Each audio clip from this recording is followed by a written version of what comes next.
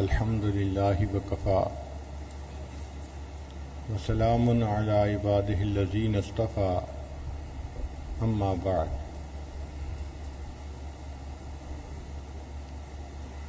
سورہ کہف 15ویں پارے کے آخر کی بڑی سورت ہے۔ اس کے بارے میں احادیث میں بڑے فضائل ہیں۔ نبی علیہ الصلوۃ والسلام نے ارشاد فرمایا کہ جس بندے کو سورہ کہف کی پہلی آیتیں یا آخری آیتیں یاد ہوں گی، اللہ تعالیٰ اس بندے کو دجال کے فتنے سے بچائیں گے۔ اور دجال کے فتنے کے بارے میں اللہ نے فرمایا کہ آدم علیہ الصلوۃ والسلام سے لے کر قیامت تک کوئی بڑا فتنہ ایسا نہیں جو دجال سے زیادہ بڑا ہو۔ دجال کا فتنہ سب سے زیادہ بڑا، اس لیے کہ وہ انسانوں کے ایمان کو خراب کرے گا، اور ایمان کا خراب ہو جانا، ایمان سے محروم ہو جانا، اس سے اور بڑا فتنہ کوئی نہیں ہو سکتا۔ حق اور باطل کی ایک جنگ ہے جو شروع سے چل رہی ہے۔ ابلیس لعین نے حضرت آدم علیہ السلام کو سجدہ کرنے سے انکار کیا، اور اس وقت سے وہ پھر اولاد آدم کے پیچھے پڑا ہوا ہے۔ ستیزہ کار رہا ہے ازل سے تا امروز، چراغ مصطفی سے شرار وہ لہبی۔ ایک طرف حق کی بات ہے جس کو چراغ مصطفی کہتے ہیں، اور ایک طرف باطل ہے جو چراغ وہ لہبی کی مانند ہے، اور یہ حق اور باطل کا معرکہ پوری زندگی چلتا رہے گا۔ ہر بندے کے جسم میں حق اور باطل کا معرکہ ہے۔ ضمیر اس کو نیکی کی طرف بلاتا ہے، نفس اور شیطان اس کو برائی کی دعوت دیتا ہے۔ ہر بندے کے اپنے من میں یہ جنگ چل رہی ہوتی ہے، نوجوان ہو تو، بوڑھا ہو تو، مرد ہو یا عورت ہو، ہر بندے کے اندر ہر وقت یہ ایک سلسلہ چل رہا ہے۔ ضمیر ملامت کرتا ہے کہ برا کام مت کرو، نفس اور شیطان برائی کو زیب و زینت کے ساتھ پیش کرتے ہیں اور بندے کو برائی کی طرف راغب کرتے ہیں۔ یہ ہمارے برے ساتھی ہیں۔ اللہ تعالیٰ فرماتے ہیں وَقَيَّدْنَا لَهُمْ قُرَنَاءَ فَزَيَّنُوا لَهُم مَّا بَيْنَ أَيْدِيهِمْ وَمَا خَلْفَهُمْ۔ یہ برے ساتھی ہیں، شیطان اور نفس، جو بندے کو برائی کی دعوت دیتے ہیں۔ اور ضمیر یہ ہمارا اچھا ساتھی ہے، جو ہمارے اندر اللہ نے خیر رکھ دی ہے، جو ہمیں نیکی کی طرف بلاتی ہے، جو برا کام کرنے پہ انسان کو شرمندہ کرتی ہے۔ اب یہ حق و باطل کی جنگ چلتی رہی۔ اس دنیا کا تماشا ختم ہونے سے پہلے اس جنگ کا ایک بڑا معرکہ ہوگا۔ جیسے کشتیوں کے مقابلے ہوتے ہیں، تو جو آخر پہ کشتی ہوتی ہے وہ بڑے پہلوانوں کی ہوتی ہے، نمایاں پہلوان، نامی گرامی پہلوان۔ تو اسی طرح یہ حق اور باطل کی جنگ چلتی رہی حتیٰ کہ قرب قیامت میں جا کے ایک بڑا معرکہ ہوگا۔ اس معرکے میں ایک طرف اللہ نے ایک نبی علیہ الصلوۃ والسلام کو پسند فرمایا جو عیسیٰ علیہ الصلوۃ والسلام تھے۔ ان کا نام بھی مسیح ہے، وہ بھی بھیجے جائیں گے۔ ان کو اللہ نے آسمانوں پہ محفوظ رکھا۔ وہ دنیا میں نبی علیہ الصلوۃ والسلام سے پہلے آئے، نبی علیہ السلام کے آنے کی بشارت دی، مگر دعائیں مانگی کہ اے اللہ مجھے اس نبی کی امت میں پیدا فرما دے۔ تو اللہ تعالیٰ نے ان کو آسمانوں پہ اٹھا لیا، ابھی وہ وہاں پر ہیں۔ قرب قیامت میں ان کو اللہ تعالیٰ آسمانوں سے نیچے زمین پر اتاریں گے، اور ان کو نبی علیہ الصلوۃ والسلام کی شریعت کے مطابق دنیا میں زندگی گزارنے کی سعادت نصیب ہوگی۔ وہ نبی علیہ السلام کی نمائندگی کریں گے، اور باطل کا ایک بڑا پہلوان وہ دجال ہوگا، دجال اکبر، بڑا پہلوان۔ دجل کہتے ہیں فریب کو، ملمہ سازی کو۔ کہ جیسے چیز تو پلاسٹک کی بنی ہوئی ہے، اس کے اوپر کوٹنگ ایسے کر دی کہ انسان کو سٹیل کی نظر آتی ہے۔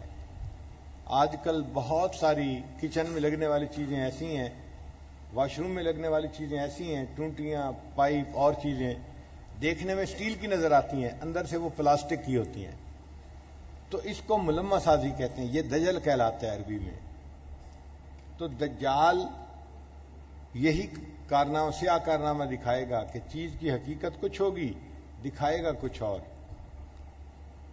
چنانچہ اس پر علماء نے تفصیل لکھی ہے کہ دجال آ کر کرے گا کیا؟ وہ انسان کو دنیا کی جو ہے وہ محبت سکھائے گا اور اس کو بتائے گا کہ دنیا کی زندگی جس کی بہتر گزر گئی وہی اچھا انسان ہے، اور آخرت سے انسان کو غافل کر دے گا۔ اور لوگوں کے دل میں چونکہ دنیا بسی ہوگی، اس لیے وہ اپنے ایمان کی فکر نہیں کریں گے، بس دنیا ہی کے پیچھے لگے رہیں گے۔ سورہ کہف کا جو دوسرا واقعہ ہے، صاحب جنتین کا واقعہ، اس میں ہمیں یہ سکھایا گیا کہ فقط دنیا کی مال و دولت کے اوپر فریفتہ نہ رہو، بلکہ اپنی آخرت بنانے کی فکر کرو۔ دنیا میں اگر کوئی غریب ہے مگر ایمان والا ہے، وہ افضل ہے اس بندے سے جو دیکھنے میں امیر ہے مگر ایمان سے خالی ہے۔ دنیا کی کیا حقیقت ہے؟ 4 دن کی چاندنی پھر اندھیری رات، یہ تو ڈھلتی چھاؤں کی مانند ہے، یہ گزر جائے گی۔ اصل تو یہ ہے کہ انسان اپنی آخرت کو بنائے جہاں ہمیشہ ہمیشہ جا کے رہنے والا ہے۔ والباقیات الصالحات خیر، جو باقی رہنے والی چیزیں ہیں وہ ہمیشہ رہنے والی ہیں۔ تو ہمیں اعمال کی طرف توجہ دینی چاہیے اور اللہ کو راضی کرنے کی طرف توجہ دینی چاہیے۔ اب اس بات کو ذرا یوں سمجھیں، ایک انسان کی ضرورت ہوتی ہے اور ایک انسان کا مقصد ہوتا ہے۔ ضرورت اگر نہ بھی پوری ہو تو کوئی بات نہیں، مقصد ہر حال میں پورا ہونا چاہیے۔ ہم نے بعض دکانداروں کو دیکھا ہے کہ جب ان کا سیزن ہوتا ہے نا، تو اتنے گاہک ہوتے ہیں کہ ان کو کھانا کھانے کی فرصت نہیں ہوتی، وہ کھانے کو قربان کر دیتے ہیں مگر مال کماتے ہیں، گاہکوں کو اٹینڈ کرتے ہیں تاکہ ان کو مقصد پورا ہو جائے دکان کا۔ اسی طرح طالب علم جو امتحان میں اچھے نمبر لے کے پاس ہونا چاہتا ہے تو اچھے نمبروں پہ کامیابی حاصل کرنا اس کا مقصد ہوتا ہے۔ جب امتحان قریب ہوتے ہیں وہ اپنا کھانا پینا بھی کم کر دیتا ہے، دوستوں سے ملنا تو بالکل بند کر دیتا ہے، اور رات کی نیند بھی قربان کر دیتا ہے، ساری رات جاگ کے پڑھتا ہے۔ اس نے اپنی ضرورتوں کو قربان کر دیا اپنے مقصد کی خاطر۔ تو اچھا انسان وہ ہے جو ضرورتوں کو آگے پیچھے کر لے مگر مقصد کو ہر حال میں پورا کرے، اور جو مقصد کو بھول جائے اور ضرورتوں کے پیچھے لگا رہے وہ اچھا انسان نہیں ہوتا۔ جب کوئی چیز مقصد کو پورا کرنا چھوڑ دیتی ہے تو مالک کی نظر میں بے قیمت ہو جاتی ہے۔ اب اس کی 1-2 مثالیں سن لیجئے۔ آپ گھر کے اندر ایک بلب لے کے آئے کہ اس کو لگانا ہے، جب لے کے آئے تو آپ نے اپنی بیوی کو کہا کہ اس بلب کو ذرا دھیان سے رکھو، کہیں بچے اس کو ہاتھ نہ لگائیں، توڑ نہ دیں۔ اس نے وہ بلب لے کے میز کے اوپر رکھ دیا۔ آپ کمرے سے ذرا باہر آئے تو آپ نے دیکھا کہ آپ کا اپنا چھوٹا بیٹا اس بلب کو ڈبے سے نکال کے دیکھ رہا ہے۔ اب آپ بیوی سے ناراض ہوتے ہیں، میں نے آپ کو کہا تھا کہ اس کو ذرا سنبھال کے رکھنا، آپ نے پھر اسے میز پر رکھ دیا۔ بچے نے اگر بلب کو توڑ دیا نقصان ہو جائے گا، بچے کو بھی ڈانٹ پڑ رہی ہے، بیوی کو بھی ڈانٹ پڑ رہی ہے۔ کیوں؟ بلب مقصد کو پورا کرتا ہے۔ پھر بیوی نے کہا کہ اچھا آپ اس کو بدل کیوں نہیں دیتے؟ تو آپ بدلنے لگے بلب کو، پرانا اتار کے نیا لگانا ہے، اور نیا بلب لگاتے ہی فیوز ہو گیا۔ جب فیوز ہو گیا تو آپ نے اس کو اٹھا کے خود ڈسٹ بن میں پھینک دیا۔ بھئی ابھی تو اس بلب کی وجہ سے آپ بیوی کو ڈانٹ رہے تھے، بچے کو ڈانٹ رہے تھے۔ جی ہاں، اس وقت وہ بلب مقصد کو پورا کرتا تھا۔ اب اس نے فیوز ہو گیا، مقصد کو پورا کرنا چھوڑ دیا، اب اس کی کوئی قدر و قیمت نہیں، اب اس کو اٹھا کے پھینک دیا گیا کوڑے کرکٹ کے ڈھیر میں۔ یہ دستور ہے. آپ نے گھر کے اندر گلاب کے پھول کا پودا لگایا، اب اس پر خوبصورت 3-4 پھول لگ گئے. آپ بیوی کو کہتے ہیں اس کے پھول بچوں کو توڑنے نہ دینا، مہمان آئیں گے اور ان پھولوں کو دیکھیں گے تو خوش ہوں گے، اور اس کے پانی کا بھی خیال رکھنا. اب اگر کسی دن پودے کو پانی نہ ملے تو بیوی سے ناراض، اگر اس کا پھول بچے توڑ لیں تو بیوی سے ناراض. خیال کیوں نہیں رکھا؟ اس لیے کہ وہ پودا اپنے مقصد کو پورا کرتا ہے. اللہ کی شان دیکھیں، کسی وجہ سے اس کو بیماری آ گئی، پودے کو ایک بیماری ہوتی ہے روٹ راٹ، اس کی جڑیں خراب ہو جاتی ہیں تو پورا پودا ہی خشک ہو جاتا ہے لکڑی کی طرح. اب تھوڑے دنوں بعد وہ پودا لکڑی کی طرح خشک ہو گیا، پھول بھی مرجھا کر گر گئے اور خود بھی سبز کی بجائے بالکل خشک ہو گیا. تو جب آپ نے دیکھا کہ یہ پودا مر گیا ہے، آپ نے اس پودے کو اکھاڑا اور اکھاڑ کے باہر پھینک دیا. یہ وہی پودا تھا جس کے پھول کو ٹچ کرنے کے لیے بچے کو اجازت نہیں تھی، بیوی کو ڈانٹ پڑتی تھی کہ پھول کو کوئی نہ توڑے، ہاتھ نہ لگائے. پھول دیکھنے کے لیے ہوتے ہیں، توڑنے کے لیے نہیں ہوتے. توڑنے سے پھر دوبارہ تو وہ پھول نظر نہیں آتا، تو مہمان کیسے دیکھیں گے؟ اس کا مطلب یہ کہ جب کوئی چیز مقصد کو پورا کرتی ہے تو مالک کی نظر میں اس کی قیمت ہوتی ہے. جب مقصد کو پورا کرنا چھوڑ دیتی ہے وہ مالک کی نظر میں بے قیمت ہو جایا کرتی ہے. آپ نے گھر کے اندر ایک گائے پالی ہوئی ہے، وہ جانور ہے، آپ انسان ہیں، آپ اس کو چارہ ڈالتے ہیں، اس کو پانی پلاتے ہیں، اس کو کبھی باہر باندھتے ہیں، کبھی کمرے کے اندر باندھتے ہیں، اس کا خیال رکھتے ہیں. دیکھنے میں وہ جانور ہے اور آپ انسان ہیں، اشرف المخلوقات ہیں، مگر آپ اس کی خدمت میں لگے ہوئے ہیں. کیوں؟ دودھ دیتی ہے، مقصد پورا کرتی ہے. اس کے دودھ سے دودھ دہی ہوتی ہے، گھر میں فائدہ ہوتا ہے. فرض کرو کہ وہ گائے بیمار ہو جائے اور دودھ دینا بند کر دے، تو اب آپ اس کو گھر میں نہیں رکھتے. کیا کرتے ہیں؟ کسی کسائی کو بلاتے ہیں اور اس کسائی کے ہاتھ اس گائے کو بیچ دیتے ہیں. جو گائے دودھ نہ دیتی ہو تو کسائی بھی اس کو پالتا نہیں ہے، بلکہ وہ اس کے گلے پہ چھری چلاتا ہے اور اس کا گوشت بنا کے وہ چفلی کباب والوں کے حوالے کر دیتا ہے. یہ جتنے بڑے جانور ہیں نا، یہ جب دودھ دینا بند کر دیتے ہیں تو یہ سب کے سب پشاور جاتے ہیں اور وہاں جا کے اس کا چفلی کباب بنتا ہے اور ہم خود بھی بڑے مزے سے کھاتے ہیں. وہ جانور جس کی خدمت میں ہم لگے ہوئے تھے، اس کو نہلاتے تھے، اس کو اندر باہر باندھتے تھے، اس کا گوبر صاف کرتے تھے، اب اس جانور کے گلے پہ چھری چل رہی ہے. کیوں؟ پہلے مقصد کو پورا کرتا تھا، اب مقصد کو پورا کرنا بند کر دیا، اس لیے اب اس کی وہ قیمت نہیں رہی جو پہلے تھی. تو یہ دستور ہے، کوئی بھی چیز مقصد کو پورا کرے تو وہ قیمتی ہوتی ہے، جب مقصد کو پورا کرنا چھوڑ دے تو مالک کی نظر میں بے قیمت ہو جاتی ہے. یہ بات سمجھ آ گئی؟ جب یہ بات ذہن میں بیٹھ گئی تو ایک اور بات سمجھ لیں کہ جب کوئی چیز بے قیمت ہوتی ہے پھر اس کے ساتھ جو مرضی ہوتا پھرے، بندے کو پرواہ نہیں ہوتی، اس لیے کہ وہ بے قیمت چیز جو ہے. آپ دیکھیں ایک جگہ ایکسیڈنٹ ہوتا ہے، 2 بندے فوت ہو جاتے ہیں، اخبار میں بڑی خبر لگتی ہے، آج فلاں جگہ پر بس کا ایکسیڈنٹ ہوا اور 2 آدمی فوت ہو گئے. اس لیے کہ آدمی کی قیمت ہوتی ہے، 2 بندوں کا فوت ہونا ایک بڑی خبر بن جاتی ہے. اور اگر کسی جگہ کوئی سپرے کر دے اور 1000 مچھر مر جائے، کبھی اخبار میں خبر آئی کہ فلاں جگہ پر 10,000 مچھر مر گئے، فلاں جگہ پر 50,000 مکھیاں مر گئیں. مکھی مچھر کی خبر ہم نے زندگی میں کبھی نہیں پڑھی، اس لیے کہ انسان کی نظر میں ان کی کوئی قیمت نہیں ہے. وہ لاکھوں بھی مر جائیں تو ہمیں اس کی پرواہ نہیں ہوتی. تو بے قیمت چیز لاکھوں میں مر گئی، پرواہ نہیں، جس کی قیمت تھی 2 مر گئے تو خبر اخبار میں آ گئی. اسی طرح جب تک ہم اپنے مقصد کو پورا کرتے رہیں گے، اللہ کی نظر میں ہماری قیمت ہوگی. ہمیں کوئی پریشانی ہوگی، تکلیف ہوگی تو اللہ ہماری مدد کریں گے، اللہ ہماری حفاظت کریں گے، اللہ خیال رکھیں گے.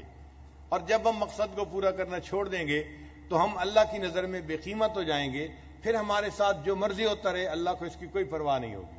آج آپ آنکھوں سے دیکھ رہے ہیں نا کہ مسلمان اپنے مقصد کو بھول کے زندگی گزار رہا ہے، اور مسلمان کے ساتھ کیا ہو رہا ہے؟ ہر جگہ کافر مسلمانوں کو مار رہے ہیں، تنگ کر رہے ہیں، پریشان کر رہے ہیں، اور اللہ کی مدد نہیں اتر رہی.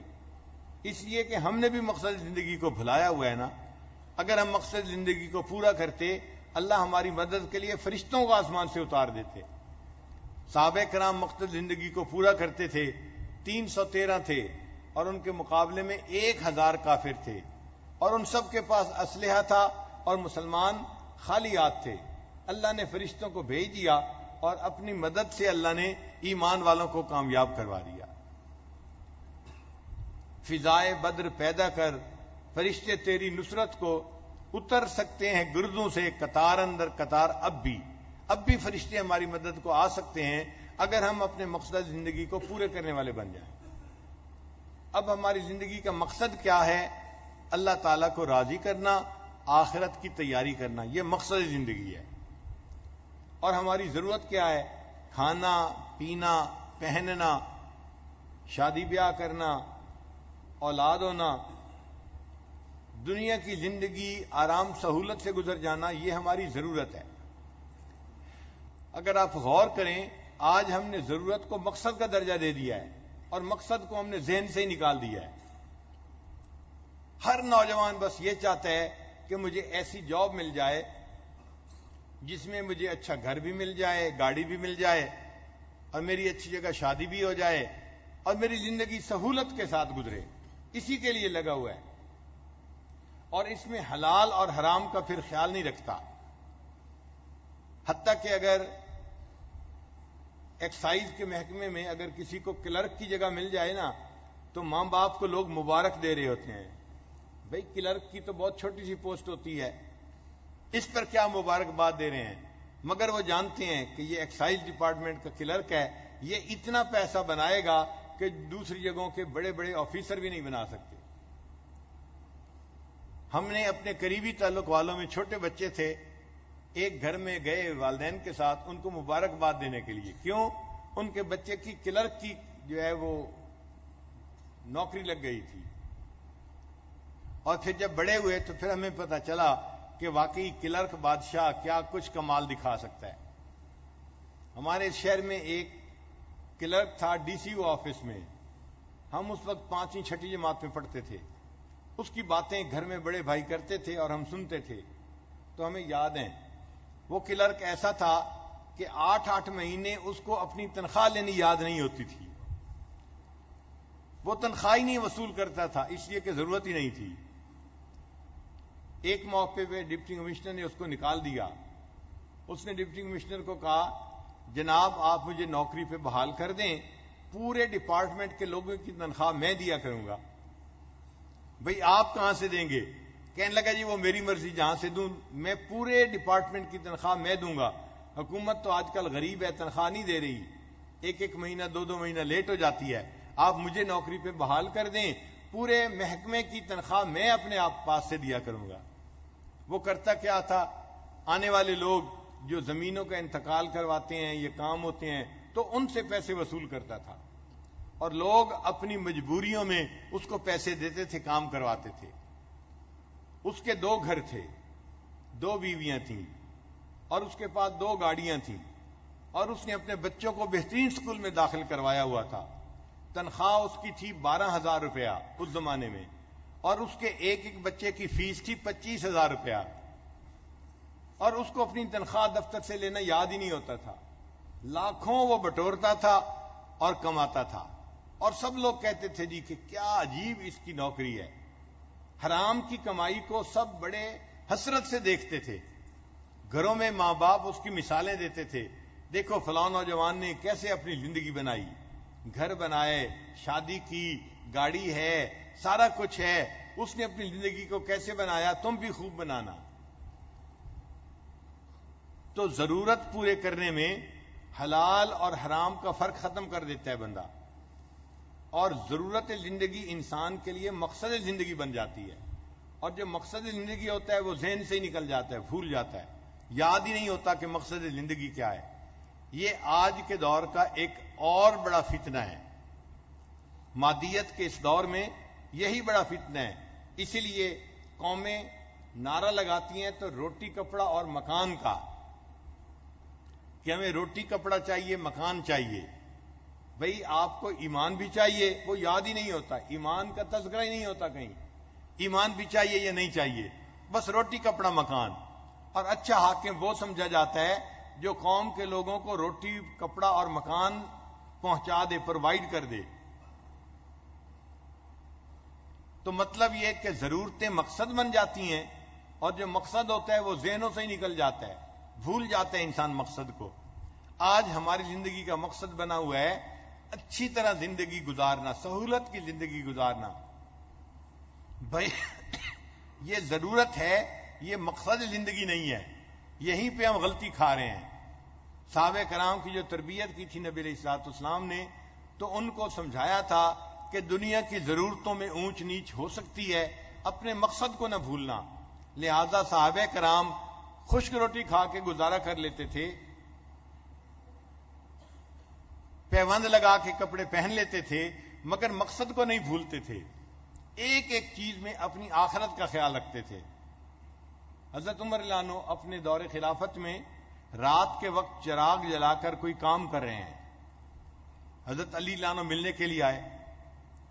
عمر رضی اللہ عنہ نے اندر بلا لیا، پوچھا بھائی علی کیسے آنا ہوا، کوئی سرکاری کام ہے یا کوئی ذاتی کام ہے؟ ان کا جی میں تو بس ذاتی طور پہ آپ کو ملنے کے لیے آیا تھا، کوئی سرکاری کام نہیں ہے. حضرت عمر رضی اللہ عنہ نے چراغ کو پھونک مار کے بجھا دیا. گھر میں اندھیرا ہو گیا. حضرت عمر بھی حیران ہے، اندھیرے میں بیٹھے ہیں، ایک دوسرے کا چہرہ ہی نہیں دیکھ سکتے. تو حضرت علی رضی اللہ عنہ نے پوچھا بھائی عمر، مہمان کے آنے پہ چراغ جلایا کرتے ہیں، چراغ بجھایا تو نہیں کرتے؟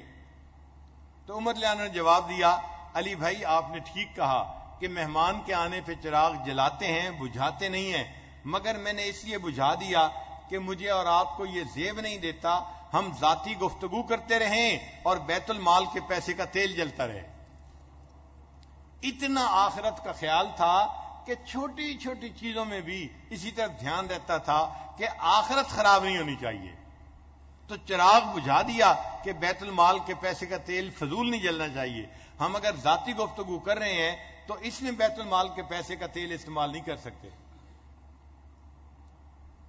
یہ کس لیے تقوی زندگیوں میں تھا کہ وہ آخرت کو مقصد بنا چکے تھے اور دنیا کی ضرورتیں ان کی نظر میں کم اہم ہو گئی تھیں. آج کی ابتلا یہ ہے کہ دنیا کی ضرورتیں اہمیت حاصل کر گئی ہیں.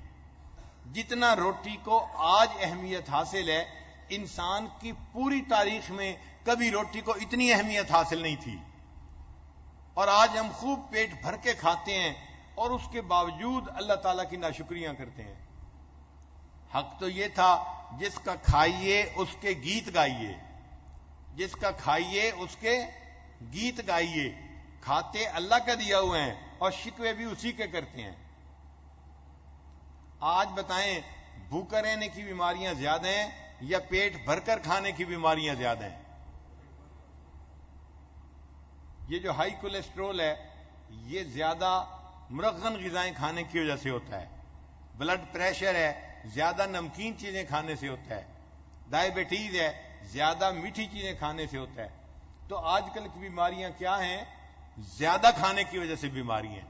آج کم کھانے کی بیماریاں نہیں ہیں. تو اس کا مطلب یہ کہ آج ہر بندہ اپنی من مرضی کا کھانا کھا رہا ہے. اللہ تعالیٰ نے اپنی نعمتیں اتنی ہم پر آسان کر دی ہیں. اسی لیے بیوی خاوند سے روز پوچھتی ہے آج میں کیا پکاؤں. خاوند دفتر جا رہا ہوتا ہے نا تو بیوی پوچھتی ہے آج میں گھر میں کیا پکاؤں. یعنی چوائس ہے. آپ کہیں تو گوشت بھی پک سکتا ہے، آپ کہیں تو پلاؤ بھی پک سکتا ہے، آپ کہیں تو سبزی بھی پک سکتی ہے. جو آپ چاہیں گے میں وہ پکاؤں گی. تو ہم تو اپنی چوائس کا کھانا کھانے والے لوگ ہیں. اور کئی لوگ تو ایسے ہیں ان کے دسترخوان پر 3-3 4-4 قسم کے کھانے ہوتے ہیں. اب ایک سالن اور روٹی بندے کا پیٹ بھرنے کے لیے کافی ہے، ضرورت پوری ہو جاتی ہے. لیکن کئی سالن ہو تاکہ من پسند کا کھانا انسان کھائے. تو ہم ضرورت پوری نہیں کر رہے، ہم تو اپنی خواہشات پوری کرنے میں لگے ہوئے ہیں. آج دعوت دیتے ہیں 7 کورس میل کی عادت پڑ گئی ہے. 7 کورس میل کیا ہوتا ہے؟ پہلے سوپ لایا جاتا ہے، پھر ان کے بعد ان کے لیے کوئی اور ایپیٹائزر لایا جاتا ہے، پھر اخیر پہ کھانا لاتے ہیں، پھر کھانے کے بعد پھر چائے ہوتی ہے. ٹوٹل ملا کے یہ 7 چیزیں بن جاتی ہیں.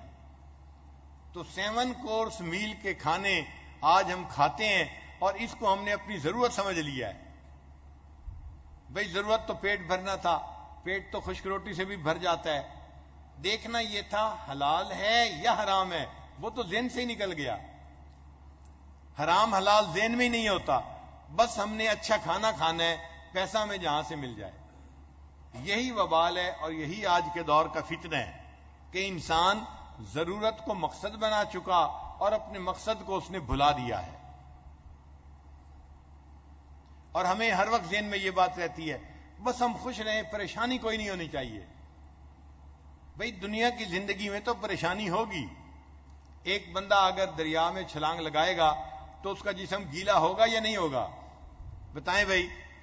کوئی کہہ سکتا ہے جی کہ میں نے دریا میں چھلانگ لگائی، دیکھو جی میرا جسم گیلا ہو گیا. بھئی پانی میں چھلانگ لگائیں گے تو جسم گیلا ہوگا. یہ دنیا پریشانیوں کا گھر ہے. ہم جب دنیا میں ہوں گے تو پریشانیاں ہمیں آئیں گی، دائیں سے بائیں سے، آگے سے پیچھے سے. تو پریشانیوں کا آنا کوئی بڑی پریشانی کی بات نہیں ہے، یہ معمول کی بات ہے. ہاں ان پریشانیوں میں لگ کے ہمیں مایوس نہیں ہونا چاہیے، ہمیں اللہ کے در سے دور نہیں ہونا چاہیے. ایک آدمی اگر پریشان ہے اس کا بھی دن گزر جاتا ہے، جو بندہ خوش ہے دن اس کا بھی گزر جاتا ہے. جس نے پیٹ بھر کے پراٹھے کھا کے اپنا پیٹ بھر لیا اس کا بھی وقت گزر گیا. جس نے روزہ رکھ کے وقت گزارا دن اس کا بھی گزر گیا. تو خوشی اور غمی میں دن گزر جاتے ہیں نا، پیٹ بھر کے اور پیٹ خالی دن گزر جاتے ہیں نا. لیکن دیکھنا یہ تھا کس نے شریعت کے مطابق دن گزارا اور کس نے گناہوں میں دن گزارا، اس طرف ہمارا دھیان ہی نہیں جاتا. ایک ہی کام سب کو کرنا ہے، ایک ہی کام سب کو کرنا ہے، یعنی جینا ہے اور مرنا ہے. ایک ہی کام سب کو کرنا ہے یعنی جینا ہے اور مرنا ہے. رہ گئی بات رنج و راحت کی، یہ فقط وقت کا گزرنا ہے. یہ جو ہم کہتے ہیں نا رنج ہے یا راحت ہے، یہ صرف وقت کے گزرنے والی بات ہے. وقت گزر رہا ہوتا ہے تو ہم رنج میں ہوں یا راحت میں ہوں، نظر میں یہ رہے ہم اللہ کو راضی کر رہے ہیں یا نہیں کر رہے، یہ مقصد ہے ہمارا. اور اگر مقصد کو بھول بیٹھے تو بس ہماری زندگی کی ضرورتیں کوئی حیثیت نہیں رکھتی. مقصد کو ہر وقت یاد رکھنا چاہیے. اس لیے سورہ کہف کے واقعے میں یہ بتایا گیا کہ دنیا کی زندگی تو بارش کے پانی کی مانند ہے، یہ ایک دن ختم ہو جائے گی اور تمہیں اللہ کے سامنے قیامت میں اپنے اعمال کا جواب دینا پڑے گا. لہذا تم اپنی آخرت کی تیاری کو زندگی کا مقصد بناؤ. یہ سبق ہمیں بار بار پڑھنے کی ضرورت ہے، ذہن میں اچھی طرح یاد کرنے کی ضرورت ہے. صحابہ کرام کی نظر میں دنیا کی زندگی بس ضرورتیں تھیں، وہ ضرورت کو ضرورت کے درجے میں پورا کر لیتے تھے. کئی ایسے بھی صحابی تھے کہ جو خشک روٹی سے بس گزارا کر لیتے تھے. ابو ہریرہ رضی اللہ عنہ فرماتے ہیں کہ میں ہر وقت نبی علیہ السلام کے پاس حدیث کا علم حاصل کرنے میں لگا رہتا تھا، اور چونکہ کوئی مزدوری نہیں کرتا تھا، کمانے کے لیے بازار نہیں جاتا تھا، تو میرے پاس کھانے پینے کو کچھ نہیں ہوتا تھا، اور میں اتنا بھوکا ہوتا تھا کہ مجھ سے کھڑا نہیں ہوا جاتا تھا، تو میں بھوک کی وجہ سے زمین پہ لیٹ جاتا تھا، اور کئی مرتبہ مجھے دورہ پڑ جاتا تھا. لوگ سمجھتے تھے یہ مرگی کا دورہ ہے، حتیٰ کہ وہ تو بھوک کی وجہ سے دورہ پڑا ہوتا تھا. آپ بتائیں انہوں نے کتنی بھوک برداشت کی ہوگی. خود اللہ کے پیارے حبیب صلی اللہ علیہ وسلم کی مبارک زندگی میں کئی مرتبہ ان کو بھوک برداشت کرنی پڑتی تھی. ایک مرتبہ نبی علیہ السلام کو بہت بھوک لگی ہوئی تھی، اللہ کے حبیب صلی اللہ علیہ وسلم گھر سے باہر نکلے، ابو بکر صدیق رضی اللہ عنہ سے ملاقات ہوئی. نبی علیہ السلام نے فرمایا کہ ابو بکر تم گھر سے کیوں باہر نکلے ہو؟ اے اللہ کے حبیب صلی اللہ علیہ وسلم بڑی بھوک لگی ہوئی ہے. عمر رضی اللہ عنہ سے ملاقات ہو گئی. عمر کیا کر رہے ہو بھائی؟ مجھے بہت بھوک لگی ہوئی ہے، کھانے کو گھر میں کچھ نہیں تھا، میں باہر نکل پڑا تھا. تینوں حضرات کو اتنی بھوک لگی ہوئی تھی. نبی علیہ الصلوۃ والسلام کے ایک غلام تھے، ایک صحابی تھے جو شہر سے تھوڑا باہر کی طرف تھے، ان کا کھجوروں کا باغ تھا. تو نبی علیہ السلام نے فرمایا چلو فلاں کے پاس چلتے ہیں. یہ تینوں حضرات ان کے پاس گئے. جب وہاں پہنچے تو ان کی بیوی نے بتایا کہ وہ تو شہر گئے ہوئے ہیں کسی کام کے لیے اور ابھی ان کے آنے کا وقت ہو گیا، آپ تینوں حضرات تشریف رکھیں، میرا خاوند ابھی آتے ہوں گے، میں اتنی دیر میں کچھ بنا لیتی ہوں. ابھی وہاں تینوں حضرات بیٹھے تھے کہ وہ صاحب خانہ آ گئے، دیکھ کر خوش ہو گئے، آج میرے گھر میں کیسے عزتوں والے مہمان تشریف لائے۔ وہ کہنے لگے اے اللہ کے رسول آپ تشریف لائیے، میں ابھی درخت سے کھجوریں توڑ کے لاتا ہوں کہ آپ کھا سکیں۔ ان کا باغ تھا، وہ کچھ کھجوریں پکی توڑ کے لائے اور کچھ کھجوریں کچی توڑ کے لائے اور لا کے خوشے رکھ دیے۔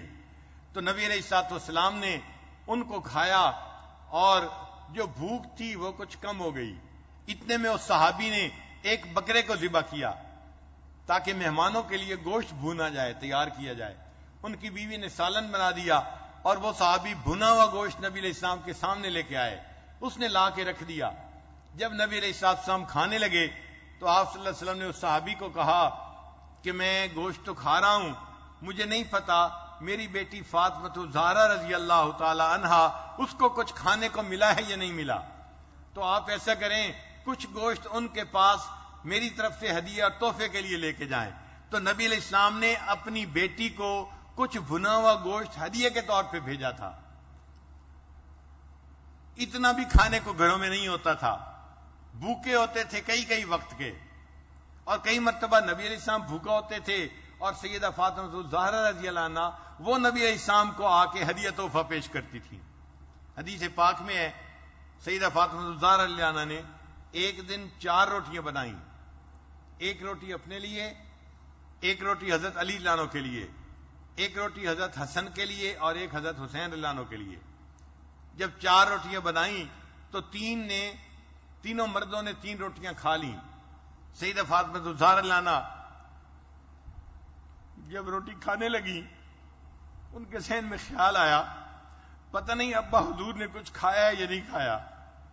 انہوں نے آدھی روٹی کھائی اور باقی آدھی روٹی اپنی چادر کے ایک کونے کے اندر باندھ لی، اور اس آدھی روٹی کو لے کے وہ نبی علیہ السلام کی خدمت میں حاضر ہوئیں۔ جب وہ گھر میں ملنے کے لیے آئیں، نبی علیہ السلام ان کا اٹھ کے استقبال فرماتے تھے۔ نبی علیہ السلام نے استقبال کیا، ان کو بٹھایا، پوچھا بیٹی کیسے آنا ہوا؟ ابا حضور میں آپ کے لیے یہ آدھی روٹی ہدیہ لے کے آئی ہوں، آدھی میں نے کھائی ہے اور اپنے حصے کی باقی آدھی میں آپ کے لیے لے کے آئی ہوں۔ نبی علیہ السلام نے اس آدھی روٹی کو لے لیا اور اس کا لقمہ منہ میں ڈالا اور فرمایا فاطمہ قسم ہے اس ذات کی جس کے قبضے میں میری جان ہے، آج 3را دن ہوا میں نے کچھ نہیں کھایا، 3 دن سے کوئی لقمہ میرے منہ میں نہیں گیا، میں 3 دن کے بعد آج کھا رہا ہوں۔ تو اللہ کے حبیب صلی اللہ علیہ وسلم 3 دن کے بعد کھانا کھا رہے ہیں، اور اللہ کے حبیب صلی اللہ علیہ وسلم کی بیٹی وہ بھی بھوکی ہیں اور نبی علیہ السلام ان کو اس طرح سے ہدیہ بھیج رہے ہیں۔ تو بھوک میں گزارا کر لیتے تھے، کھانا نہیں ہوتا تھا گزارا کرتے تھے، مگر مقصد زندگی سب کو یاد تھا، سب اپنے مقصد کو پورا کر رہے تھے۔ حضرت عمر رضی اللہ عنہ خشک گوشت کھا کے وقت گزارا کرتے تھے، تو روٹی کو اتنی اہمیت کبھی حاصل نہیں تھی تاریخ انسانیت میں جتنی اہمیت آج حاصل ہو گئی ہے۔ اور یہ کفار کی چال ہے کہ لوگوں کی نظر میں روٹی کو اتنا اہم بنا دو، یہ مقصد کو بھول کے بس کھانے پینے کے اندر لگ جائیں، اور ہم لگے ہوئے ہیں اور ضرورت کے مطابق نہیں کھاتے، عادتاً زیادہ کھاتے ہیں۔ انسان کی ضرورت بہت تھوڑی ہوتی ہے۔ ڈاکٹروں نے لکھا ہے کوئی بندہ 1 کھجور اگر کھا لے تو 1 کھجور کے اندر اتنی نیوٹریشن ہوتی ہے کہ بھوک کی وجہ سے اس بندے کو 3 دن تک موت نہیں آ سکتی۔ اگر 1 کھجور کی وجہ سے 3 دن تک موت نہیں آ سکتی تو ہم تو پھر روزانہ بہت کھاتے ہیں اور عادتاً کھاتے ہیں۔ ہم اپنا کھانا آدھا بھی کر دیں تو کوئی حرج نہیں، ہمارا گزارا پھر بھی ہوگا، بلکہ ہماری صحت بہتر ہو جائے گی، وزن گھٹ جائے گا اور ہم اچھی طرح کام کرنے کے قابل ہو جائیں گے۔ مگر ایک عادت بن گئی ہے پیٹ بھر کے کھانا، اور کھانے کا طریقہ کیا ہے؟ اتنا کھاتے ہیں کہ پھر دسترخوان سے اٹھنا مشکل ہو جاتا ہے۔ ایک شاعر نے شعر کہا، گو ہاتھ میں جنبش نہیں آنکھوں میں تو دم ہے، کہ میں نے اتنا کھایا پیا اب میرے ہاتھ بھی نہیں ہل سکتے، لیکن کھانا پڑا ہوا ہے۔ تو بیوی دسترخوان سمیٹنے لگی تو کہنے لگا گو ہاتھ میں جنبش نہیں، آنکھوں میں تو دم ہے، رہنے دو ابھی ساغر و مینا میرے آگے، ابھی یہ پلاؤ کی پلیٹ پڑی رہے، میں دیکھتا تو رہوں نا اس کو۔ تو ہم کھاتے بھی ایسے ہیں۔ ایک خطیب صاحب نے بیان کیا کہ ایک حدیث مبارک کا مفہوم ہے کہ بندے کو اپنے پیٹ کے 3 حصے کرنے چاہیے، ایک حصے میں کھانا کھائے، ایک حصہ پانی پیے، اور تیسرا حصہ اللہ کے ذکر کے لیے، سانس کے لیے خالی چھوڑ دے۔ تو جب فارغ ہوا تو ایک نوجوان اس کے سامنے بیٹھا ہوا تھا، دیہاتی، وہ کہنے لگا مولانا آپ نے یہ کیا مسئلہ کیا ہے کہ ایک حصہ کھانا کھاؤ اور ایک حصہ پانی پیو اور ایک حصہ یاد خدا کے لیے خالی چھوڑ دو؟ ان کا ہاں یہی ہے۔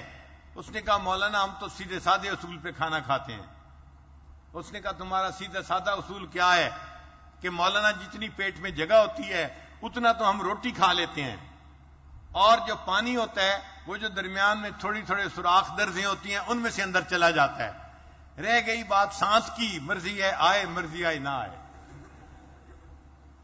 تو آج ہم بھی سیدھے سادے اصول کے مطابق کھانا کھاتے ہیں، پیٹ بھر کے کھانا کھا لیتے ہیں، جو کچھ جگہ بچ جاتی ہے اس کو پانی بھر دیتا ہے، اور پھر ہمارے لیے اٹھنا مشکل ہو جاتا ہے۔ پیٹ پہ ہاتھ رکھ کے کہتے ہیں آج ہم نے زیادہ کھا لیا، تو عادتاً زیادہ کھانے کی عادت ہے آج ہمیں۔ روٹی اتنی اہم نہیں ہے، بس اتنی ہو کہ بندے کا وقت گزر جائے، دن گزر جائے، اور انسان حرام کاموں میں نہ پڑے۔ ضرورت کو ضرورت کے درجے میں رکھیں، ضرورت کو مقصد زندگی نہ بنائیں۔ حضرت عمر رضی اللہ تعالیٰ عنہ وقت کے امیر المومنین تھے، وہ چاہتے تو بیت المال سے اپنا ماہانہ جو تنخواہ تھی وہ زیادہ لے سکتے تھے، مگر وہ فرماتے تھے کہ نہیں مجھے تھوڑی لینی ہے۔ ایک مرتبہ صحابہ کرام آپس میں بیٹھے اور گفتگو ہوئی، اور سب نے کہا یار امیر المومنین کی جو تنخواہ ہے نا وہ بہت تھوڑی ہے، ان کو کہنا چاہیے کہ وہ ذرا زیادہ لے لیں۔ لیکن کہے کون؟ سب ڈرتے تھے کہ جو کہے گا آپ اپنی تنخواہ بڑھا لیں اس کو وہ درے لگائیں گے۔ اب میں تو نہیں کہہ سکتا، اس نے کہا میں بھی نہیں کہہ سکتا، تیسرے نے کہا میں بھی نہیں کہہ سکتا۔ آج ہمیں جو تنخواہ بڑھنے کی خبر لائے وہ خوشخبری ہوتی ہے، ہمارا دل چاہتا ہے کہ اس بندے کو انعام دیں کہ اس نے ہمیں تنخواہ بڑھنے کی خبر سنائی۔ اور عمر لانو کا حال یہ کہ ان کی تنخواہ میں اضافے کی خبر ان سے کوئی کہنا ہی نہیں چاہتا، ڈرتا ہے۔ حضرت علی لانو بھی اس میں شریک ہیں۔ پھر سب نے سوچا ہم تو بات کر نہیں سکتے، کسی ایسے بندے کو کہیں جو بات کر سکے۔ تو حضرت علی لانو نے مشورہ دیا کہ عمر لانو کی بیٹی سیدہ حفصہ رضی اللہ تعالیٰ عنہ، وہ ان کی بیٹی بھی ہیں اور امت کی ماں بھی ہیں، امہات المومنین میں سے بھی ہیں، ان کا بڑا مقام ہے، احترام ہے، ماں کا درجہ ہے۔ ہم ان کی خدمت میں حاضر ہوتے ہیں اور ان سے کہتے ہیں کہ وہ اپنے والد کو یہ مشورہ دیں، وہ اگر بات کریں گی تو حضرت عمر لانو ان سے ناراض نہیں ہوں گے، ان کو سزا نہیں دیں گے۔ چنانچہ ان صحابہ نے ام المومنین حفصہ رضی اللہ عنہ کو کہا کہ جی ان کی تنخواہ تھوڑی ہے، آپ ان کو کہیں کہ اپنی تنخواہ میں تھوڑا سا خود ہی اضافہ کر لیں، مگر کچھ بڑھانی ضروری ہے۔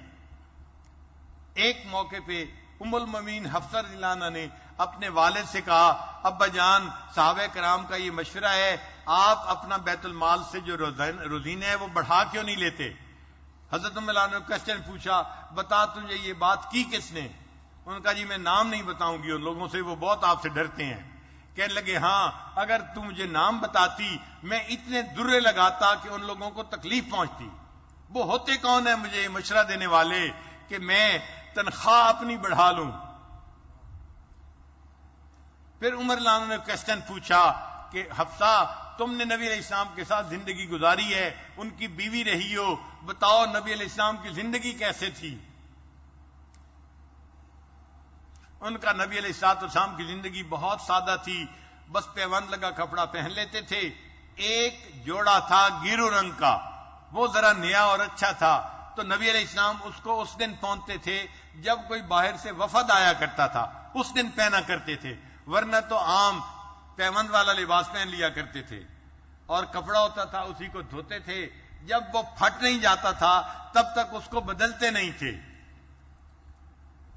اچھا بستر کیسا تھا کہ بستر جو تھا وہ کھجور کے پتوں کا ایک بنا ہوا تکیہ تھا، وہ نبی علیہ السلام سر کے نیچے رکھا کرتے تھے۔ کھجور کے پتوں کا تکیہ کتنا سخت ہوگا، وہ نبی علیہ السلام کا تکیہ تھا۔ اور ایک کمبل تھا، نبی علیہ السلام سردیوں میں آدھا نیچے بچھا لیتے تھے اور آدھا اوپر بچھا لیتے تھے۔ جب گرمیاں آتی تھیں تو 4 کونا کر کے اس کو نیچے بچھا لیا کرتے تھے، اوپر کی ضرورت نہیں ہوتی تھی گرمیوں میں۔ اسی میں نبی علیہ السلام نے زندگی گزار دی۔ اچھا نبی علیہ السلام کا کھانا پینا کیسے تھا؟ کہنے لگی کہ کبھی ملتا تھا کھا لیتے تھے، اللہ کا شکر ادا کرتے تھے، ورنہ بھوکے رہتے تھے۔ اور نبی علیہ السلام کی نبوت کی زندگی میں جب سے نبوت کا دعویٰ فرمایا، پوری زندگی میں 3 دن ایسے نہیں گزرے کہ تینوں دن نبی علیہ السلام نے پیٹ بھر کر کھانا کھایا ہو۔ اگر ایک دن پیٹ بھر کے کھانا کھایا تو دوسرے دن فاقہ آ گیا، اگر 2 دن کھایا تو تیسرے دن فاقہ آ گیا۔ 3 دن متواتر نہیں گزرے جس میں اللہ کے حبیب صلی اللہ علیہ وسلم نے پیٹ بھر کے کھانا کھایا ہو۔ ایک دن فاقہ ہوتا تھا، ایک دن کھانا ہوتا تھا، اور نبی علیہ السلام اس پہ اللہ کا شکر ادا کرتے تھے۔ اور ایک دفعہ میں نے روٹیاں بنائیں تو گھی کے ڈبے میں گھی ختم ہو گیا تھا، جو باقی بچ گیا تھا نا اس کو گھی کی تلچھٹ کہتے ہیں۔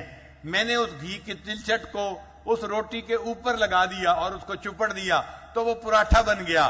تو نبی علیہ السلام خود بھی خوش ہو کہ اس کو کھا رہے تھے اور دوسروں کو بھی کھانے کے لیے دے رہے تھے، جیسے کوئی بڑی نعمت ہاتھ میں آ گئی ہو۔ تو عمر رضی اللہ عنہ نے فرمایا کہ حفصہ، جب نبی علیہ السلام کا لباس ایسا تھا، کھانا ایسا تھا، بستر ایسا تھا، تو نبی علیہ السلام نے زندگی گزارنے کا ایک طریقہ کار متعین کر دیا۔ اگر اس پر ہم چلیں گے تو کامیاب ہوں گے، اگر اس سے ہٹیں گے تو ہم ناکام ہوں گے۔ حفصہ، میرے سے پہلے 2 حضرات تھے، نبی علیہ السلام چلے اپنی منزل پر اور انہوں نے مقصد کو پورا کر لیا، اپنی منزل پہ پہنچ گئے۔ پھر عمر رضی اللہ عنہ نے زندگی کا معاملہ شروع کیا، وہ اپنی منزل کی طرف چلے، انہوں نے بھی اپنی منزل کو پا لیا، مقصد کو پورا کر دیا۔ حفصہ، اگر میں منزل کی طرف جا رہا ہوں، میں نے اگر اس مقصد کو پورا نہ کیا تو میں منزل پہ نہیں پہنچ سکوں گا اور مجھے آخرت میں ان کا ساتھ نصیب نہیں ہوگا۔ اس لیے میں اپنے دنیا کے مال پیسے کو نہیں بڑھانا چاہتا۔ میں جس حال میں زندگی گزار رہا ہوں، ایک عام غریب مسلمان والی زندگی، میں اسی حال میں زندگی گزارنا پسند کروں گا۔ تو صحابہ کرام کے ضرورتوں کے پورا کرنے کا یہ حال تھا۔ ہم تو ساری زندگی اللہ کا شکر ادا کرتے رہیں، اللہ کا شکر ادا نہیں کر سکتے کہ اللہ تعالیٰ نے ہمیں اتنے وسائل دیے ہیں جو ہماری ضرورتوں سے کتنے زیادہ ہیں۔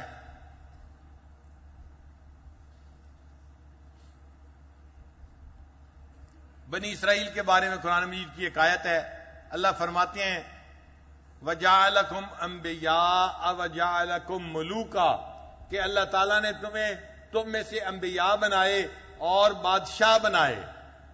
یہ جو ملوکہ کا لفظ ہے، اس کے میں اندر مفسرین نے لکھا ہے کہ جس بندے کے پاس 3 چیزیں ہوں، اپنا گھر ہو، اپنی بیوی ہو اور اپنی سواری ہو، 3 چیزیں جس بندے کے پاس ہوں وہ بندہ بادشاہ زندگی گزار رہا ہوتا ہے۔ اس کو ملک کہہ سکتے ہیں، وہ گھر کا بادشاہ ہے، وہ ملوکہ میں شامل ہے۔ آپ ان 3 چیزوں کو سامنے رکھیں، گھر ہو، بیوی ہو، سواری ہو، اور ہمارے پاس تو گھر میں نوکر چاکر بھی ہوتے ہیں، تو پھر ہم تو واقعی بادشاہ والی زندگی نہیں، شاہانہ زندگی گزار رہے ہیں۔ پھر ہم اگر اللہ کے شکوے کریں تو آپ بتائیں کہ یہ کتنی بڑی ناشکری ہے اللہ کی۔ بات سمجھ آئی؟ ہم آج کیسی زندگی گزار رہے ہیں، فقیرانہ یا شاہانہ؟ بتائیے جی، شاہانہ زندگی گزار رہے ہیں، سچی بات ہے۔ بچپن میں ہم دیکھتے تھے فقیر آتا تھا اور 1 روپیہ مانگتا تھا، اس کو جب 1 روپیہ دیا جاتا تھا تو وہ جا کے روٹی خریدتا تھا اور کھا لیتا تھا چونکہ بھوکا ہوتا تھا۔ پھر ایک وقت آیا کہ فقیر 5 روپے مانگتا تھا۔ جب اس سے پوچھتے تھے کہ 5 روپے کیوں مانگتے ہو، روٹی تو 1 روپے کی آتی ہے، وہ کہتا ہے روٹی تو میں نے کھائی ہوئی ہے، میں نے سگریٹ پینی ہے اس لیے میں 5 روپے مانگ رہا ہوں۔ پھر آج ایک ایسا زمانہ آیا کہ آج کا فقیر نہ روپیہ مانگتا ہے نہ 5 روپے مانگتا ہے، 50 روپے کا سوال کرتا ہے، مجھے جی 50 روپیہ دے دیں۔ بھئی آپ نے روٹی کھانی ہے؟ جی روٹی تو میں نے کھائی ہوئی ہے۔ بھئی آپ نے سگریٹ پینی ہے؟ سگریٹ تو میں نے پی ہوئی ہے۔ آپ کو 50 روپیہ کیوں چاہیے؟ جی میرے فون کے اندر بیلنس ختم ہو گیا ہے۔ یہ آج کا فقیر ہے۔ تو آج کا فقیر بھی 50 روپے اپنے بیلوڈ سے بات کرنے کے لیے مانگتا ہے، اس کو روٹی کی ضرورت نہیں ہے۔ اللہ نے اتنا کھانا دیا اس امت کو کہ آج امت کے جو غریب لوگ ہیں وہ بھی دن میں 3 وقت یا 2 وقت کا کھانا ضرور کھا لیتے ہیں۔ ایسا گھر نظر نہیں آتا کہ جن میں صبح و شام آگ نہ جلے اور کھانا نہ پکے، لیکن اس کے باوجود ہم شکوے کرتے ہیں ہم غریب ہیں، ہمارے پاس تو کچھ نہیں ہے۔ بھئی روٹی کو ضرورت کے درجے میں ہم رکھیں، مقصد کے درجے میں نہ لے کے آئیں۔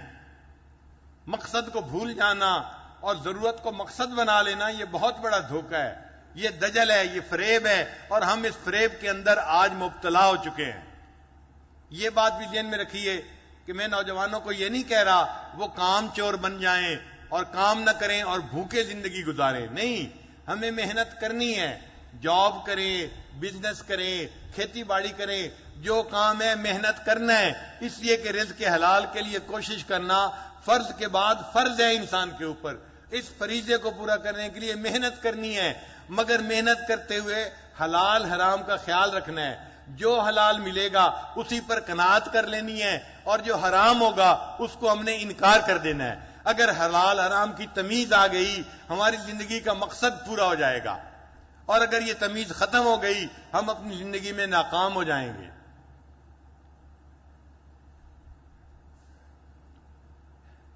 کام چور بندہ تو اچھا نہیں لگتا، سست بندہ جو نکما ہو وہ تو کسی کو بھی اچھا نہیں لگتا۔ اور الحمدللہ میں نے اپنی پوری زندگی میں اپنی جوانی میں ان لوگوں کو دوست بنایا جو فرسٹ ڈویژن حاصل کرنے والے دوست تھے۔ میں نے اپنی پوری زندگی میں سیکنڈ ڈویژن اور تھرڈ ڈویژن والے بچوں کو کبھی دوست نہیں بنایا کہ یہ نالائق لڑکے ہیں، میں ان کو دوست نہیں بناتا۔ مجھے بڑے بھائی نے یہ بات بتائی تھی کہ میرے بھائی تم زندگی بھر اس کا خیال رکھنا، نالائق لڑکوں سے دوستی لگاؤ گے خود بھی نالائق بن جاؤ گے، لائق لڑکوں سے دوستی لگاؤ گے تو خود بھی لائق بنو گے۔ چنانچہ میں نے پوری زندگی کسی نالائق لڑکے سے دوستی نہیں لگائی، اور مجھے فرسٹ آنے والے بچے اچھے لگتے ہیں، جو مدرسے میں فرسٹ آئیں، جو پورے ملک میں پوزیشن لیں۔ کل حضرت شیخ الحدیث صاحب ایک بچے کو میرے پاس لائے، اور وہ ہمارے ادارے کا بچہ پورے ملک میں وفاق میں اس نے 3rd پوزیشن حاصل کی۔ مجھے اتنی خوشی ہوئی کہ میں نے مٹھائی منگائی اور میں نے اپنے ہاتھ سے اس بچے کے منہ میں ڈالی۔ میں نے کہا کہ مجھے اتنی خوشی ہوئی ہے کہ تم نے ہمارے ادارے کے عزت کا جو ہے نام دلوایا، میں تمہیں اپنے ہاتھ سے مٹھائی کھلاتا ہوں، تم ایک اچھے بچے ہو اور تمہارے لیے میں دعائیں کرتا ہوں۔ تو محنت کرنی چاہیے اور اپنے مقصد کو سامنے رکھنا چاہیے۔ مقصد کو بھول جانا اور فقط ضرورتوں کے لیے دن رات لگے رہنا اور کہنا جی کہ مجھے تو نماز کی بھی فرصت نہیں ملتی، یہ زندگی کا بہت بڑا دھوکہ ہے۔ آج کتنے دفتر والے لوگ ہیں جو 5 نمازیں نہیں پڑھتے، کتنے کاروباری لوگ ہیں جو 5 نمازیں نہیں پڑھتے۔ کسی سے سروزہ مانگ کے دیکھیں کیا جواب ملے گا؟ اور جی فرصت ہی نہیں میرے پاس، میں کہاں سے وقت لاؤں؟ بھئی آپ لگے ہوئے کس وقت میں ہیں؟ کس کام میں ہے؟ جی دکان میں لگا ہوا ہوں، میں جاب میں لگا ہوں، میں زراعت میں لگا ہوں، اور 3 دن نکالنے مشکل ہیں۔ اور یہی بندہ ہے جو دعائیں مانگ رہا ہوتا ہے، اے اللہ ایک دکان ہے، بیٹے کے لیے دوسری دکان اور دے دے۔ بھئی وہ دوسری دکان چلانے کا وقت کہاں سے لائیں گے؟ آپ کے پاس تو سروزہ میں نہیں نکل۔ کہتے ہیں فکر نہ کریں، دکان چلانے کے لیے میں وقت نکال لوں گا۔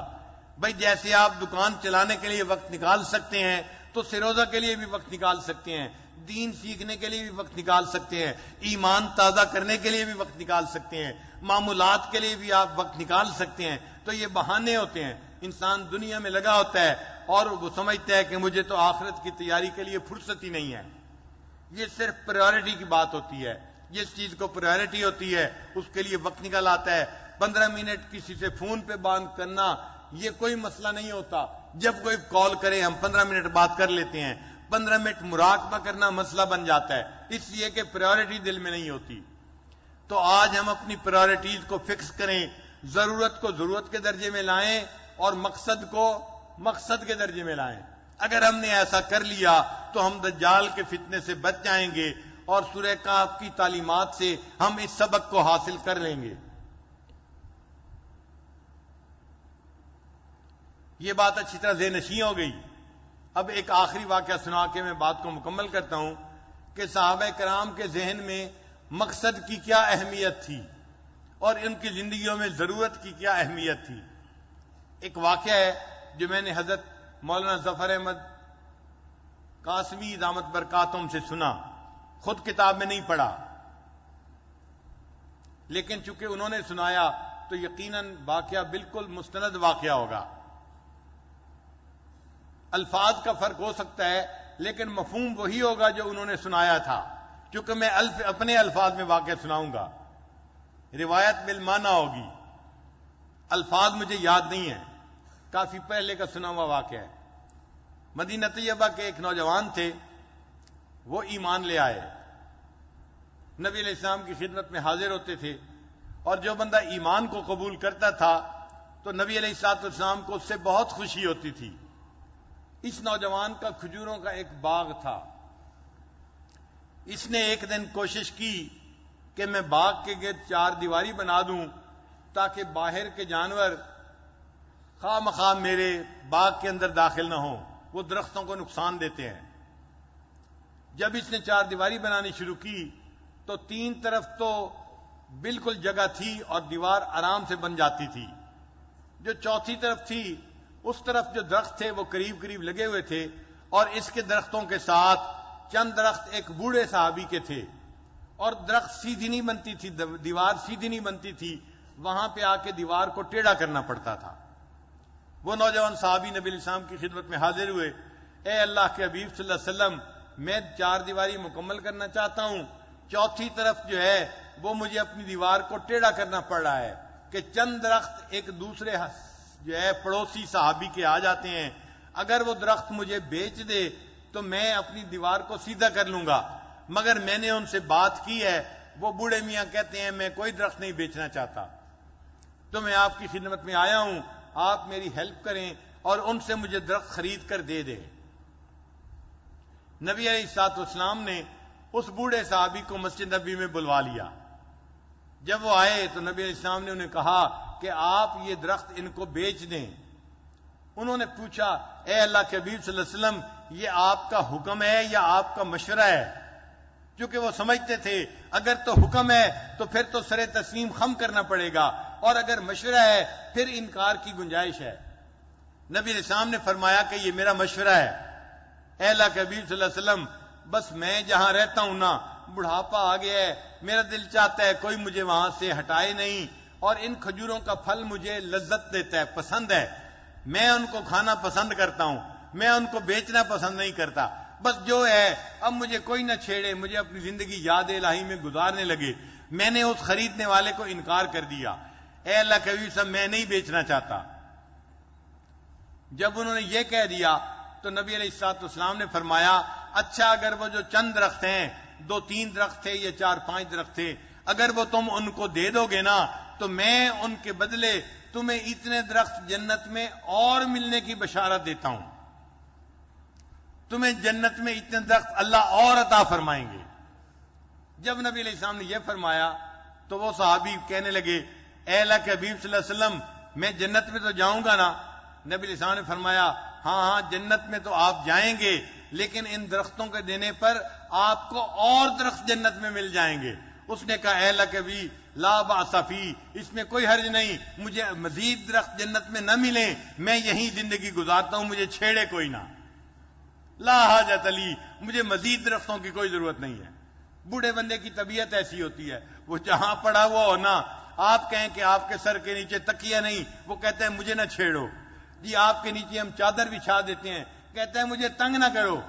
پھر اگر بیوی کہے نہیں نہیں آپ سخت جگہ پہ لیٹے ہوئے ہیں، ہم نیچے تکیہ نیچے جو ہے ایک گدا بچھا دیتے ہیں، وہ کہے گا تم کمرے سے باہر نکل جاؤ، مجھ سے بات نہ کرو، مجھے تنگ کر رہی ہو۔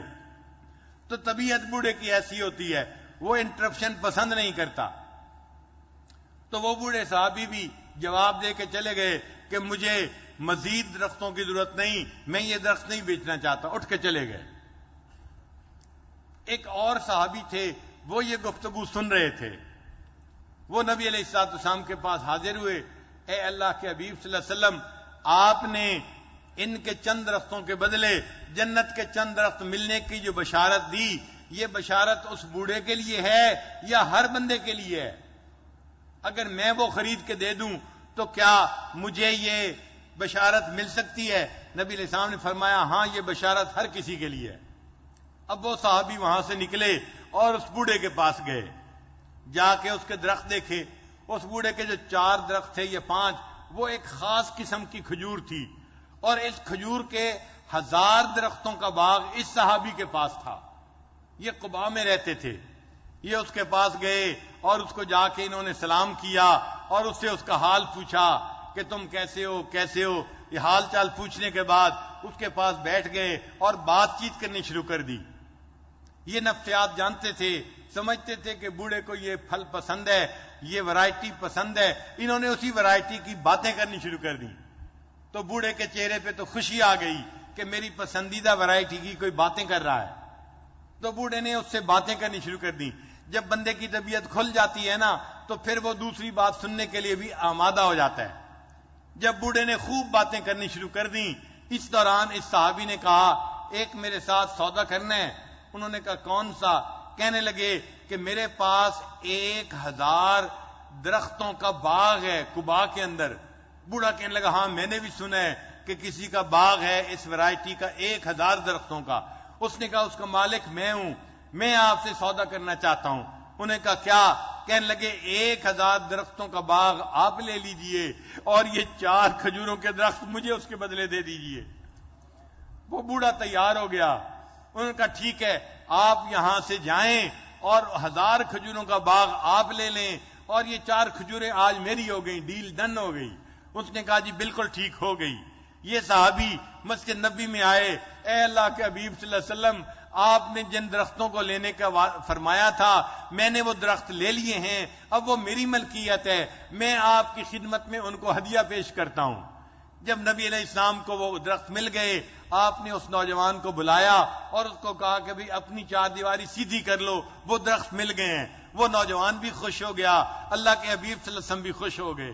اب یہ جو صحابی جنہوں نے 1000 کھجوروں کا سودا کیا تھا، یہ اپنے کھجور کے باغ میں واپس آئے اور دروازے کے پاس کھڑے ہو کے اونچی آواز سے اپنی بیوی کو آواز دینے لگے، فلاں کی امی فلاں فلاں، جو اس کا نام تھا، فاطمہ تھا یا کوئی اور تھا، فاطمہ فلاں فلاں جلدی باہر آ جاؤ بچوں کو لے کے اور سامان کو لے کے۔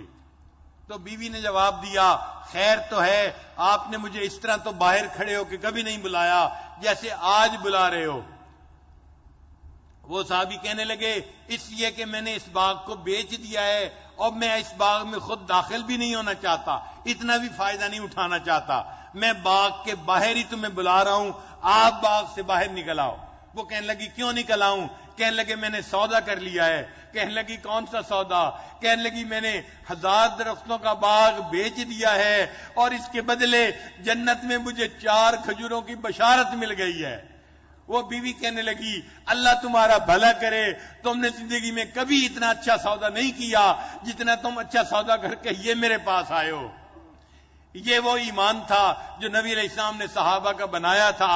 ان کے زندگی میں جنت کا مل جانا مقصد تھا، آخرت کا سنور جانا مقصد تھا، اور اس کے لیے وہ اپنی دنیا کی ضرورتوں کو کم کر لیا کرتے تھے، قربان کر دیا کرتے تھے۔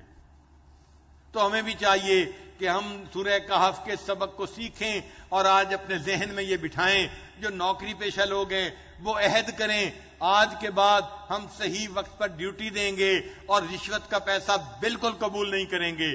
جو دکاندار ہیں وہ ملاوٹ سے توبہ کریں، جھوٹ سے توبہ کریں، یا اجتماعی مال میں جو کمی بیشی ہوتی ہے اس سے توبہ کریں اور ارادہ کریں ہم آج کے بعد فقط حلال کھائیں گے، آدھی روٹی ملے، چند لقمے ملے، یا ہمیں اگر فاقے کے ساتھ وقت گزارنا پڑا، ہم اس فاقے کو ترجیح دیں گے، لیکن حلال حرام کے مال کو ہم ہاتھ بھی نہیں لگائیں گے۔ کیوں جی؟ یہ وعدہ کرتے ہیں؟ آپ ذرا آج ہاتھ کھڑے کر کے دکھائیے۔ اللہ تعالیٰ آپ سب حضرات کو رزق حلال وسعت والا نصیب فرمائے۔ وآخر دعوانا ان الحمد للہ رب العالمین۔ تھوڑی دیر کے لیے مراقبہ کر لیجئے، آنکھوں کو بند کر لیجئے، سر کو جھکا لیجئے، دنیا اور جو کچھ دنیا میں ہے اس سے ہٹ کٹ کے اللہ کی یاد میں ڈوب جائیے۔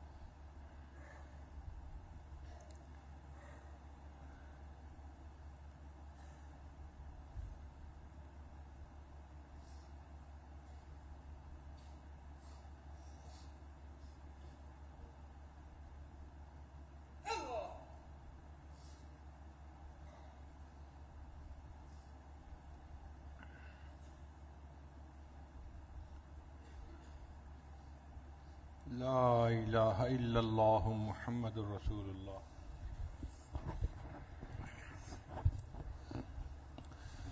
الحمد لله رب العالمين والعاقبة للمتقين والصلاة والسلام على رسوله محمد وآله وأصحابه أجمعين۔ کریم پروردگار، ہم تیرے عاجز و مسکین بندے ہیں، ہمارے حال پہ رحم فرما، ہمارے گناہوں کو معاف فرما، ہماری خطاؤں کو معاف فرما۔ اللہ ہمیں گناہوں سے پاک صاف زندگی نصیب فرما۔ کریم پروردگار، گناہوں کی طرف اٹھنے والی نگاہوں کو جھکا دیجئے، متحرک زبانوں کو ساکت کر دیجئے، بڑھنے والے قدموں کو روک لیجئے، بڑھنے والے ہاتھوں کو روک لیجئے۔ اے کریم آقا، ہم صبح توبہ کرتے ہیں، شام کو توڑ بیٹھتے ہیں، شام کو توبہ کرتے ہیں، صبح کو توڑ بیٹھتے ہیں۔ اللہ یہ سلسلہ کب تک چلتا رہے گا؟ ہمیں توبہ پر استقامت نصیب فرما۔ اللہ ہمیں توبہ پر استقامت نصیب فرما۔ اے کریم پروردگار، ہم کب تک تجھ سے دور بھٹکتے پھریں گے؟ ہمیں اپنا قرب عطا فرما۔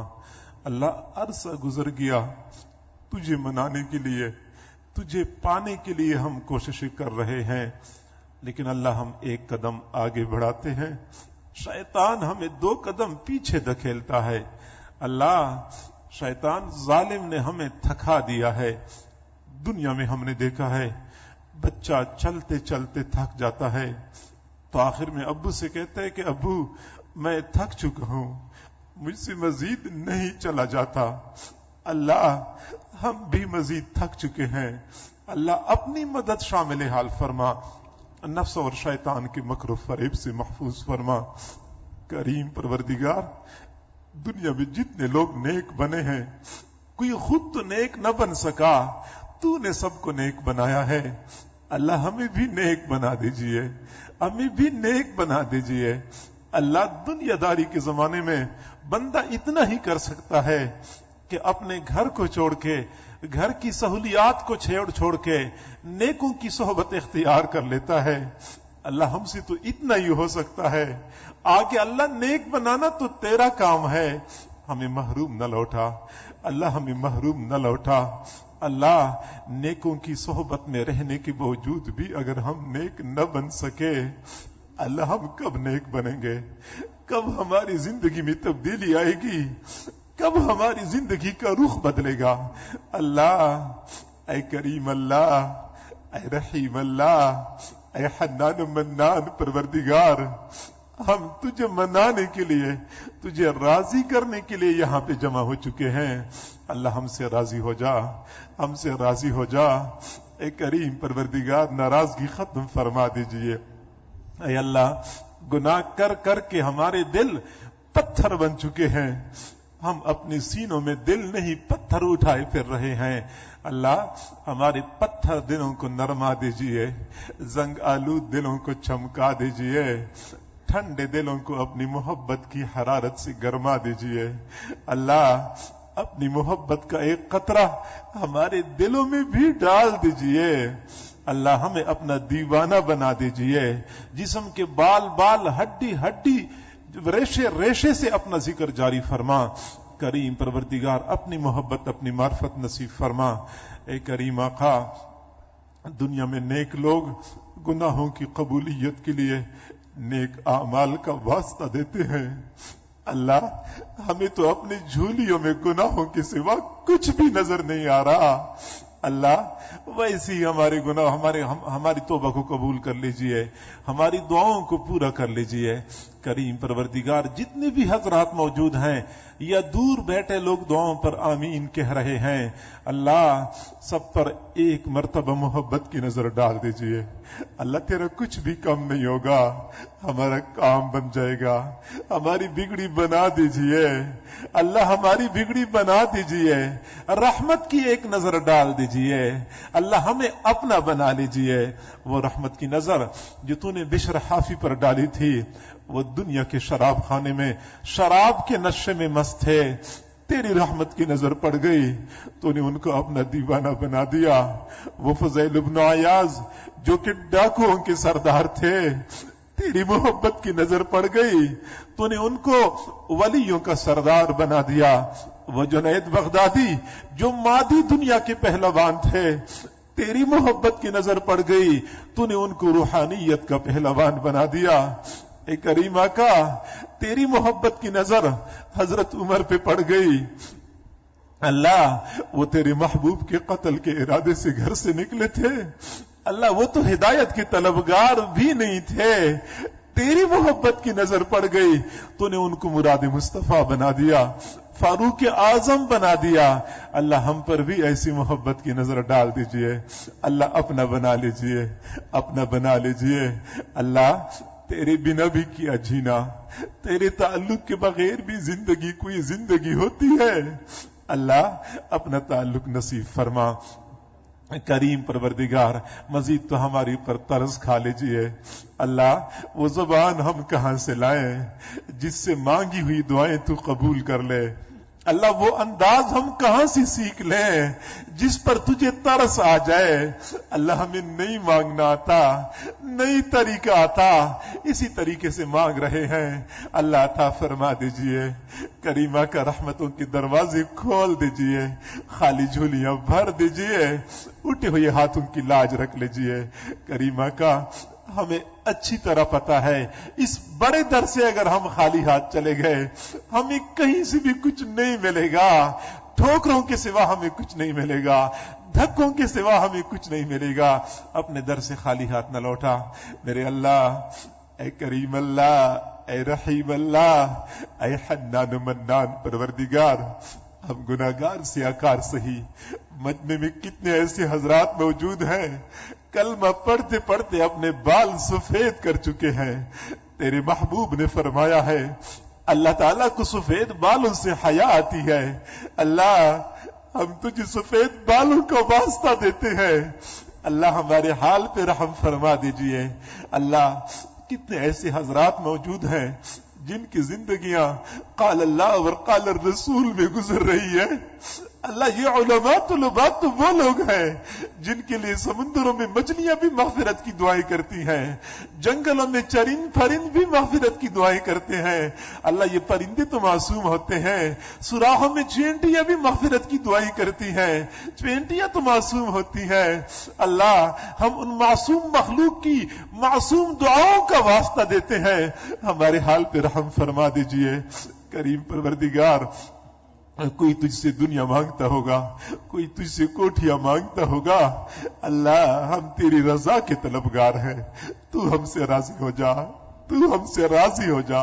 اللہ اگر تو راضی ہو گیا ہمیں کچھ بھی نہ ملا پھر بھی ہمیں بہت کچھ مل گیا.